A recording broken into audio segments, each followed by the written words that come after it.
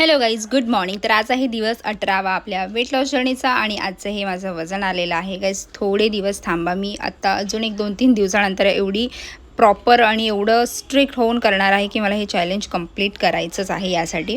तर त्यानंतर मी नॉर्मली दिवसाची सुरुवात ही तुम्हाला वजन दाखवून आणि गरम पाणी पिऊन आजचीही केलेली आहे. अंघोळ वगैरे उरकली आणि मग ब्लॅक कॉफी घेतलेली आहे. आजही मी एक्सरसाइज नाही केलेला आहे.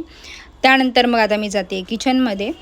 ते पाटी लटकवलेलं एप्रण आहे ते आज माझ्याकडे बघून हसत होतं, बोलत होतं झाली 2 दिवसाची नाटकं. पण म्हटलं अरे गरमी किती होती आहे, ह्याला तुला घालून मला अजूनच भरपूर गरम होतं, म्हणून तू थोडे दिवस थांब, तिथे थंडी वाटली की तुला घालीन.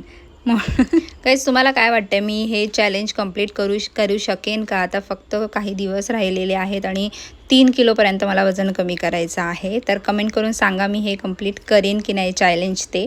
तर आज मी जेवण वगैरे करते आणि आज मी हे मेथीचे ज्वारीच्या पिठाचे पराठे बनवले होते. त्याची व्हिडिओ मी ऑलरेडी टाकलेली आहे चॅनलवर, तुम्ही जाऊन बघू शकता रेसिपी त्याची पूर्ण. तर हे बनवले आहेत. नाश्त्यालासुद्धा मी आज हेच घेतले आहेत 2. त्यानंतर त्यासोबत थोडीशी दहीसुद्धा घेतली आहे. आज मी 9:30च्या आसपास नाश्ता केलेला आहे, कारण भरपूर लेट झाला होता, थोडा पटापट करावा लागला आहे.